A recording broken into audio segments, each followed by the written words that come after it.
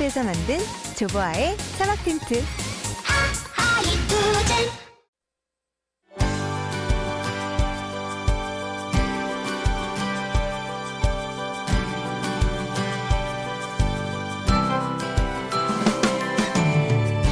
안녕하세요. 아침의 뉴스 류수민입니다.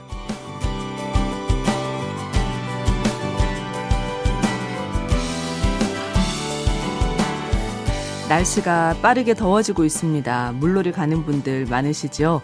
최근 행정안전부가 물놀이 사고 위험에 각별한 주의를 당부했습니다. 먼저 물놀이 인명피해는 하천에서 가장 많이 발생한다고 하네요. 그 다음이 계곡과 갯벌, 바닷가 순이라고 합니다. 사고 원인은 수영을 못하는 이유가 가장 컸고요. 구명조끼 미착용, 금지구역 출입, 안전 부주의 순이었습니다. 물놀이는 구조대원과 안전시설이 갖추어진 곳에서 즐기시고요.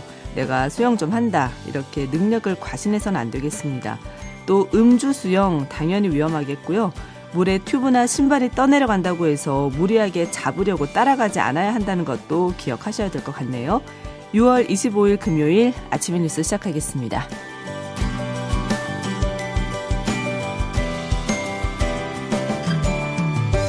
현재 전국의 기온 살펴보겠습니다. 서울 19.5도, 부산 19.1도, 대구 19.1도, 대전 19도, 광주 19.7도, 춘천 18.4도, 제주는 22.5도를 가리키고 있네요. 오늘도 오후 한때 내륙 곳곳에 소나기가 지나가겠습니다. 아침에는 인천 등 중부 서해안을 중심으로 안개가 다소 짙게 끼겠습니다. 출근길 차간거리 넉넉하게 두고 서행 안전운전하시기 바랍니다.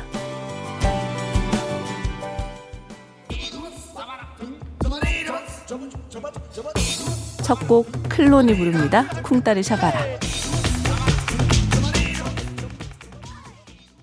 클론의 쿵따리 샤바라 첫 곡으로 보내드리면서 6월 25일 금요일의 아침의 뉴스 문 열었습니다. 행정안전부에 따르면요, 최근 5년 동안 발생한 물놀이 사고 사망자는 총 158명이었다고 합니다. 한 해에 32명꼴로 숨지는 셈인데요. 사고의 원인으로는 수영 미숙이 가장 많았습니다. 평소에 수영 배워두면 좋겠다는 생각도 들고요. 일단 물놀이 사고를 예방하기 위해서는 구조대원과 안전시설이 갖추어진 곳에서 물놀이 즐기시고, 수심이 갑자기 깊어지거나 유속이 빠른 위험금지구역에는 절대로 출입하지 마셔야겠습니다. 되도록이면 구명조끼도 준비를 해서 착용하고 즐기셔야 될 것 같네요. 또 코로나19 감염 예방을 위해서 물 바깥에서는 마스크 꼭 쓰시고, 물놀이 장소에 텐트와 돗자리 또 그늘막은 2m 이상 거리를 두고 설치해야 한다는 점도 말씀드리겠습니다. 자, 금요일 오늘도 여러분의 문자 메시지 기다리고 있고요. 문자 소개된 분들께 죽 세트 보내드리도록 하겠습니다. 신청곡도 받고 있죠. 문자 샵 8001 기억해 주시고요. 짧은 건 50원, 긴 건 100원의 정보 용료가 됩니다. MBC 스마트 라디오 미니는 무료로 참여하실 수 있습니다. 여러분의 아침을 뉴스로 열어드립니다. 아침의 뉴스와 함께하세요.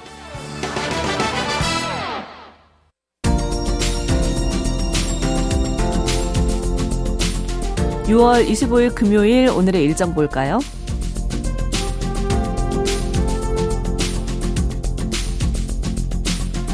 더불어민주당의 대선 결정 일정에 대한 최종 결론이 오늘 나올 것으로 보입니다. 이재명 경기도지사, 추미애 전 법무부 장관 등은 9월 경선을 주장하고 있지만, 이낙연 전 대표, 정세균 전 국무총리는 11월로 미루자고 주장하고 있어서 양측이 첨예하게 대립하고 있는 상황입니다.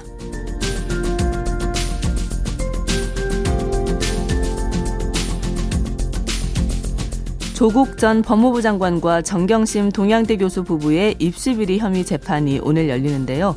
이번에는 딸인 조민 씨와 서울대 공인인권법센터의 인턴 증명서를 허위로 받는 데 관여한 의혹을 받고 있는 한인섭 한국형사정책연구원장도 증인으로 참석할 예정입니다.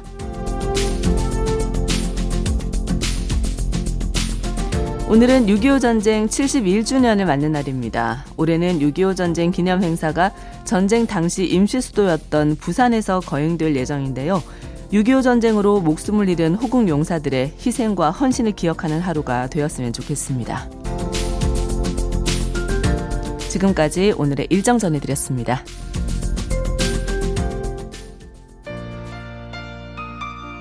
조용필입니다. 큐.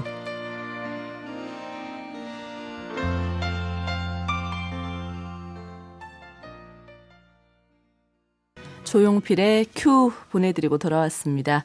아침의 뉴스 함께하고 계시고요. 지금 시각이 6시 28분 30초 막 지나갔네요. 4810님의 문자입니다. 민간해양구조대원입니다. 2년째 부산 광안리에서 안전부표 설치하는 봉사활동 하고 있어요. 크고 작은 사고들이 많이 발생하고 있답니다. 시민들 항상 안전 먼저 생각하면서 물놀이 즐기시기 바랍니다 하는 말씀 주셨는데요. 네, 이 안전부표 그 바다에 둥둥 떠 있는 스티로폼 모양의 공 모양 그거 떠올리시면 될 것 같습니다. 일부러 거기를 넘어가는 분들은 글쎄요, 뭐 호기심일 수도 있겠지만 장난으로라도 그러시면 안 됩니다. 그곳이 바닥이 확 깊어지는 곳일 수가 있거든요.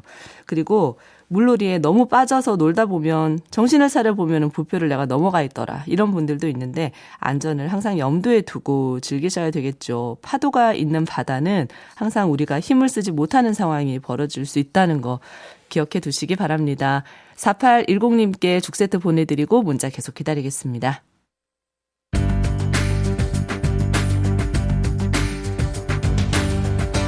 이어서 오늘의 간추린 뉴스 전해드립니다. 이주열 한국은행 총재가 어제 물가 상승을 우려하며 올해 안에 기준금리를 인상할 것을 예고했습니다. 오는 10월이나 빠르면 8월쯤 금리를 0.25%포인트 올려서 속도 조절에 나설 것이라는 전망이 나오고 있습니다.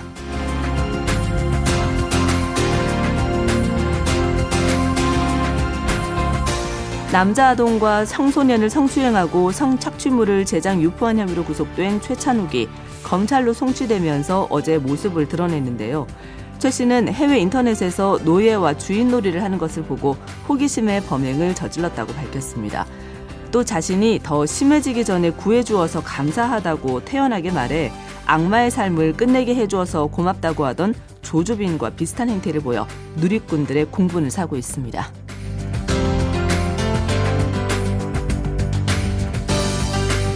서울 반포 한강공원에서 친구와 함께 술을 마신 뒤 결국 숨진 채 발견된 고 손정민 씨의 유족이 친구 A씨에게 책임이 있다며 지난 23일 A씨를 고소했습니다.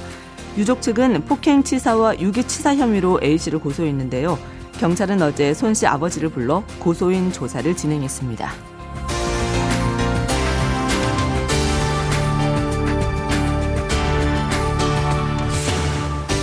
신세계그룹 이마트가 이베이 코리아를 인수합니다. 이마트는 어제 이베이 코리아 지분 80.1%를 3조 4천억 원에 사들인다고 밝혔습니다. 이번 인수로 신세계 이마트는 전자상거래 시장에서 쿠팡을 제치고 1위인 네이버 다음으로 단숨에 2위로 올라서게 됐습니다.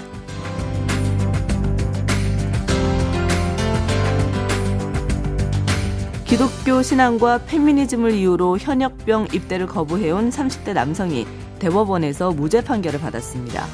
재판부는 병역법 위반 혐의로 기소된 A씨에게 무죄를 선고한 원심 판결을 어제 확정했는데요. 여호와의 증인 신도가 아닌 상태에서 본인이 가진 비폭력, 반전주의를 신념을 이유로 현역병 입양을 거부해 무죄가 난 것은 이번이 처음입니다.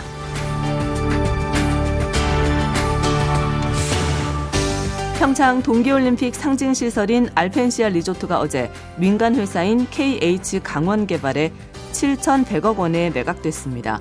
하지만 부지 매입과 사업비 등으로 쓴 돈이 많아서 부채가 이미 심각해 매각금으로도 빚을 다 갚지 못하는 형편인데요. 결국 강원도에 1조 원대의 빚을 남기게 됐습니다. 여자 프로배구 흥국생명이 학교 폭력 의혹을 받아 무기한 출전 정지 징계를 받았던 이재영, 이다영 쌍둥이 자매의 복귀를 추진하겠다고 밝혔습니다. 이재영은 흥국생명에서 뛰게 하고 이다영은 해외에서 활동하는 방안이 검토되고 있는데요. 만약 두 선수를 오는 30일까지 선수로 등록시키지 않으면 자유계약 선수 신분으로 풀리기 때문에 흥국생명이 일단 두 선수를 등록시킬 것으로 예상되고 있습니다. 지금까지 오늘의 간추린 뉴스 전해드렸습니다. 아침의 뉴스 함께하고 계십니다. 지금 시각이 6시 34분 58초 지나가고 있네요. 네, 6시 35분 정각이 됐네요. 한지우님의 문자예요. 저희 할아버지는 6.25 참전용사십니다. 그래요. 오늘 6월 25일이죠. 또 오늘은 저희 큰고모 생신이기도 해서 오늘 고모 모시고 현충원에 잠깐 가려고 합니다. 네, 잘 다녀오시기 바라고요. 한지우님께 죽세트 보내드립니다. 오늘 순국 선열들께 또 감사한 마음 한 번쯤 가져보면 좋을 하루가 될 것 같네요. 오늘도 문자 감사드립니다.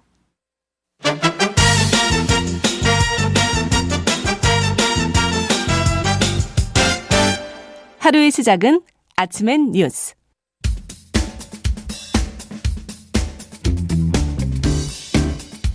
뉴스 속으로 한 걸음 더. 시사평론가 최영일과 함께하는 이유 있는 뉴스. 핫한 뉴스들 살펴보고 이유까지 친절하게 짚어봅니다. 이유 있는 뉴스 최영일 시사평론가와 함께합니다. 어서 오세요. 안녕하세요. 네, 어제 정은경 질병관리청장이 코로나19 변이 바이러스에 우리도 대응을 해야 되니까 부스터샷 접종을 검토하겠다 이렇게 밝혔네요. 그렇습니다. 드디어 우리나라에도 네. 부스터샷 얘기가 나왔는데 이 만약 백신이 우리가 처음 개발한 백신이잖아요. 네. 임상 기간도 이건 뭐 잊지 못할 정도로 짧았잖아요. 짧았고. 그래서 이제 막 이 실전에 투입을 했는데 백신의 효과가 떨어지면 어떻게 될까? 혹은 변이가 좀 빠르게 나와서 이 코로나19가 내년까지 이어지면 어떻게 될까? 네. 그렇다면 지금 1차, 2차 접종, 얀센만 한 번 접종합니다만 그러면은 이제 백신을 더 써야 되지 않을까 네. 하는 고민은 전문가들이 이미 하고 있던 거고요. 이 아시다시피 미국과 유럽에서는 이 부스터샷 얘기는 이미 나왔습니다. 네. 근데 우리나라는 이 9월까지 지금 많은 국민들을 맞추고 11월에는 집단 면역을 형성한다. 사실 계획대로 순항을 하고 있긴 한데 이제 전 세계적으로 변이의 등장과 네. 싸워야 하는 상황이 됐습니다. 그래서 우리도 이제 부스터샷을 검토한다. 이것은 백신의 면역 효과를 더 강화해 주거나 효력을 연장하기 위해서 한 번 더 맞는 추가로 맞는 백신입니다. 네. 3차 접종까지 한다. 이런 얘기가 되는 거죠. 자, 아스트라제네카나 화이자처럼 두 번 접종하는 백신은 3차 접종. 뭐 사실 얀센은 그럼 또 한 번 더 2차 접종까지 하는 건가? 이게 부스터샷이 되겠습니다. 네. 정은경 청장이 변이 대응과 면역력 증강을 위해 추가 접종, 부스터 접종을 고려하고 있다. 이렇게 밝힌 거고요. 자, 외국에서 어느 주기로 어떤 백신을 활용해서 부스터 접종을 할지 상황을 보고 있다. 예. 가장 안전하면서도 가장 효과가 높은 방식을 골라야 되겠죠. 네. 그래서 교차 접종을 한다면 지금 여러 종의 백신이 있는데 어떤 걸로 3차를 하는 것이 효과가 최고고 네. 안전성이 가장 높으냐. 이걸 이제 지금부터 보겠다는 겁니다. 임상시험 대상자에 대한 검사 결과가 나오면 이를 근거로 부스터 접종에 대한 계획을 세우는 것을 검토하고 있다. 자, 그리고 또 한 가지 백신을 그럼 더 확보해야 되겠죠. 예. 지금 이제 그게 중요한데요. 3차를 또 맞춰야 되니까 여러 가지 시나리오를 가지고 내년도 백신 확보 계획을 검토하고 있는 상황이다. 그래서 초기보다는 여러 가지 변수가 등장하고 있어요. 네. 우리는 지금 다음 달부터 교차 접종을 이제 시행할 것을 네네. 지금 검토하고 있는 상황입니다. 교차 접종이 변이 대응에도 더 효과적이라고 효과적이다. 나와 네네. 있는데 이제 부스터샷은 어떨까 이걸 보겠다는 겁니다. 그렇습니다. 교차 접종도 그런데 임상 결과치가 많지는 않습니다. 예. 스페인에서 상당히 긍정적인 이제 결과가 나왔고 한데 다 이 실험 샘플들이 작다는 거예요. 네. 전문가들은 더 검토를 해서 해야 한다. 근데 지금 우리는 4월에 아스트라제네카를 맞은 1차 접종한 분들이 지금 이제 7월 이후부터 2차는 화이자를 맞는 걸 준비하고 네. 있거든요. 그래서 아스트라제네카가 이제, 지금 부족하기 때문에 그런 거죠. 그런 것도 있고 또 이제 빠르게 맞추는 게 좋겠다는 거죠. 네. 아스트라제네카가 물량 도입되는 걸 기다렸다가 놓을 수도 있는데 예. 방역 당국이 두 가지를 고민했어요. 시기에 맞게 다른 백신을 접종하는 게 더 중요할까? 기다렸다가 같은 백신으로 2차 접종을 하는 게 중요할까? 그것도 판단해야 되는 거네요. 그러다가 이 같으냐 다르냐보다는 타이밍이 더 중요하다. 예. 그래서 이제 화이자를 2차로 놓는 걸 결정을 한 거죠. 네. 자, 그래서 이것도 이제 우리가 다음 달부터 시행하게 되는데 이제 교차 접종에 이어서 부스터샷까지 고민하는 상황이 됐습니다. 네. 그리고 정은경 청장이 델타 변이에 대해서도 언급을 하기를 국내 상황은 일단은 유입 초기 단계다 이렇게 진단을 하고 있더라고요. 맞습니다. 이것 때문이에요. 사실은 어찌 보면 부스터샷 얘기도 나오고 네. 우리가 백신 접종 속도를 내야 되는 이유는 변이의 속도가 빠르냐 백신 접종의 속도가 빠르냐에 지금 경주를 그렇죠. 하고 있는 셈이에요. 그런데 이게 변이가 정말 빨라서 네. 자, 알파 이게 영국에서 나왔고요. 남아공 베타, 감마는 브라질.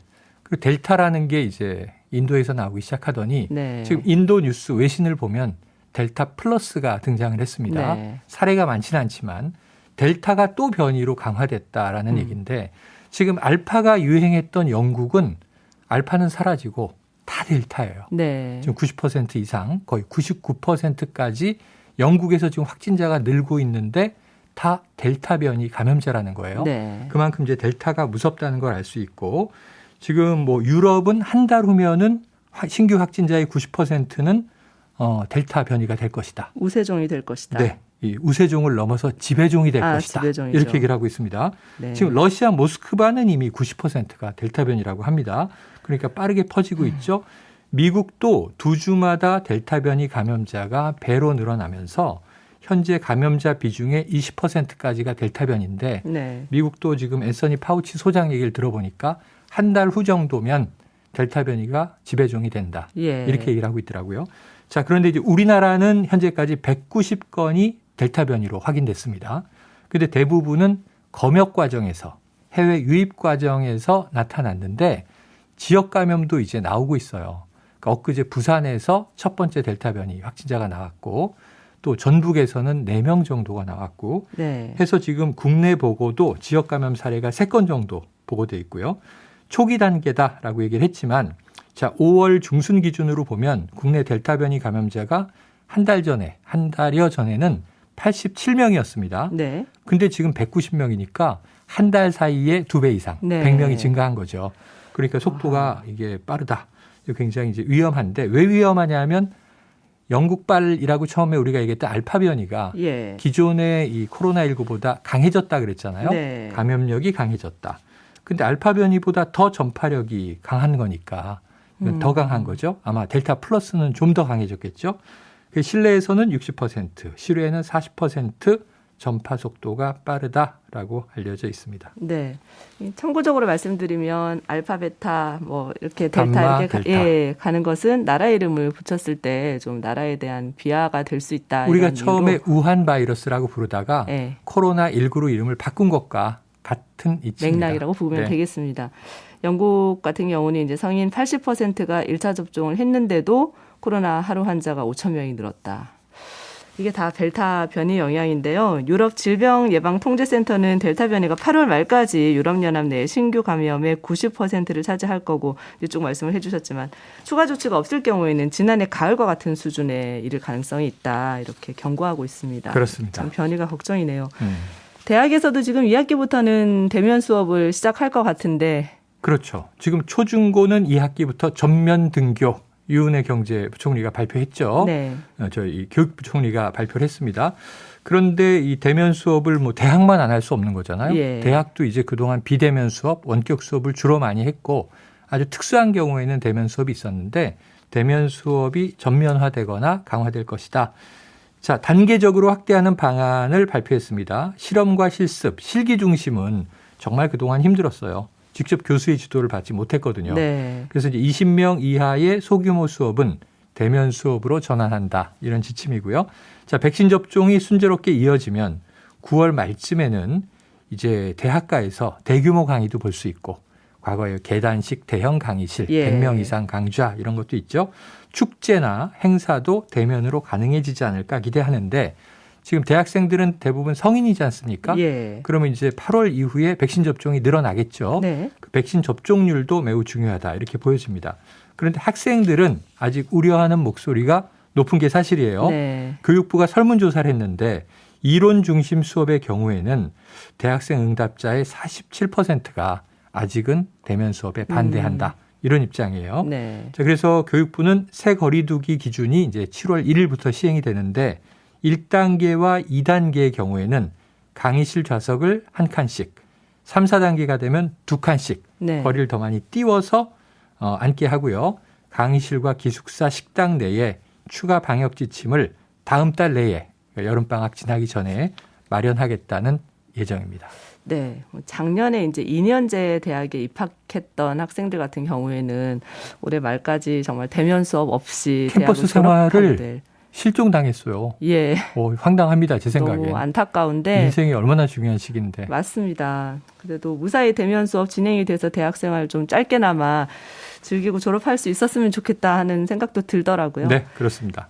자, 정치권 소식으로 갈까요? 윤석열 전 검찰총장이 다음 주 화요일 29일에 드디어 대권 도전을 공식 선언하겠다고 밝혔네요. 네, 이걸 네 글자로 하면 정면 돌파. 네. 지난주 토요일부터 장성철 소장이 SNS에 언급한 윤석열 엑스파일.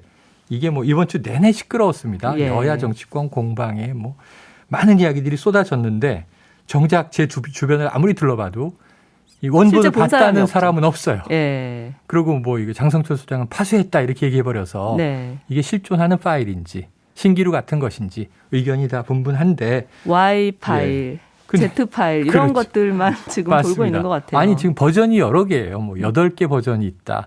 여기다 뭐 유머 버전에 순 가짜 뉴스, 네. 뭐 지라시 이런 것까지 포함하면 너무 어수선해졌는데 네. 결국 이제 이 화살이 다 윤석열 전 총장한테 갑니다.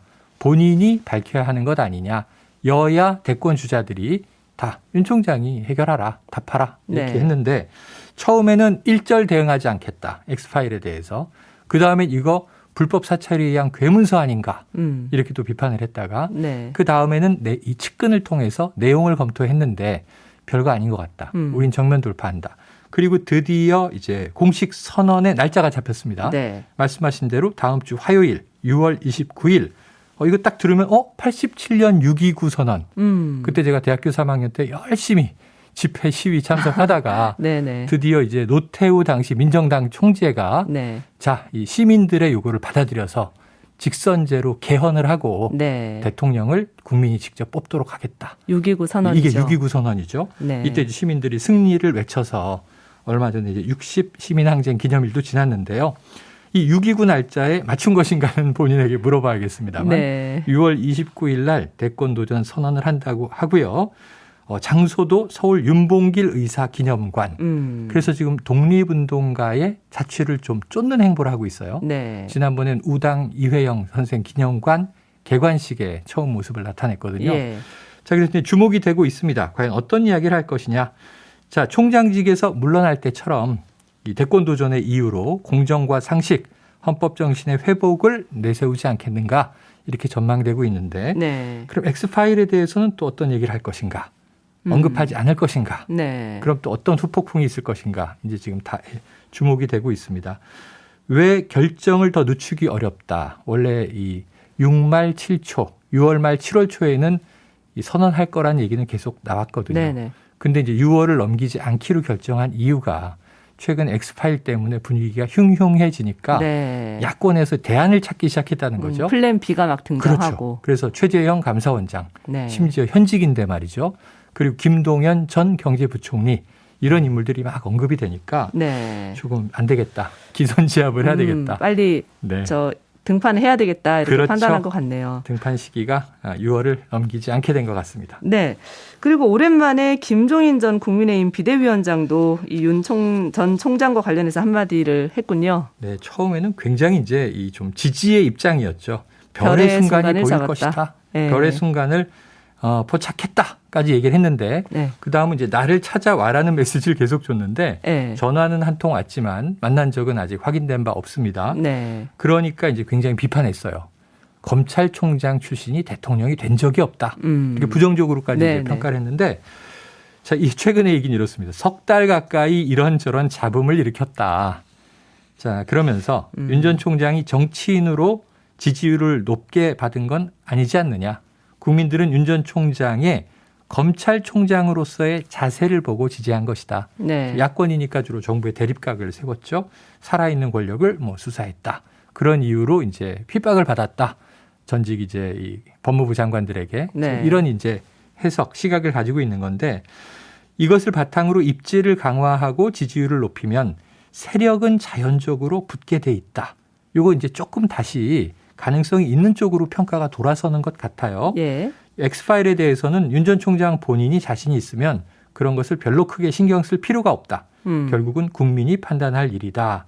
자, 그러면서도 완전히 손을 들어주진 않습니다. 현재까지 나타난 상황을 보면 더불어민주당 대통령 후보는 이재명 경기지사 쪽으로 흘러가지 않겠는가. 자, 이 지사와 맞설 야권의 후보를 따진다면 아직 확정적으로 이야기할 후보는 안 계신다. 네. 이렇게 얘기를 했네요. 아, 예. 어쨌든 이 김종인 전 비대위원장이 다음 대선에서도 뭐 킹메이커 역할을 하게 될지 어떨지 관심은 좀 꾸준하게 받고 있는 것 같습니다. 적어도 이제 평론적 권위는 상당히 행사하고 있는 것 같습니다. 네, 그런 것 같네요.